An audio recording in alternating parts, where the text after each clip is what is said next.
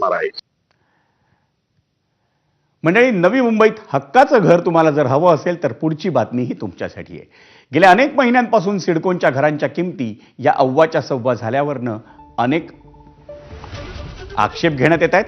पण आज उपमुख्यमंत्री एकनाथ शिंदेंच्या उपस्थितीत सिडको अधिकाऱ्यांची एक बैठक झाली आणि त्या बैठकीत वाढवून ठेवलेल्या घरांच्या किमतीत सुधारणा करून नव्यानं प्रस्ताव देण्याच्या सूचना या उपमुख्यमंत्री एकनाथ शिंदेंनी दिल्यात. सिडकोच्या घरांच्या वाढत्या दराविरोधात आमदार विक्रांत पाटील यांनी विधान भवनात आंदोलन केलं होतं. दरम्यान आजच्या बैठकीनंतर सिडकोच्या महागड्या घरांच्या किमती कमी होताना दिसणार आहेत. त्यामुळे नवी मुंबईत आपलं घर असावं असं स्वप्न असलेल्या सर्वसामान्यांना तो दिलासा ठरेल.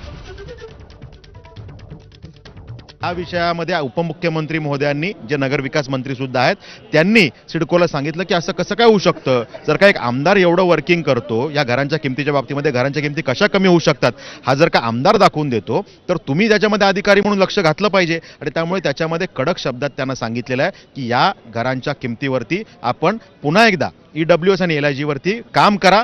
किमती कशा कमी होऊ शकतात ह्यात कामकाज करून पुन्हा तात्काळ माझ्याकडे या स्पष्ट सूचना या निमित्ताने दिल्या आहेत.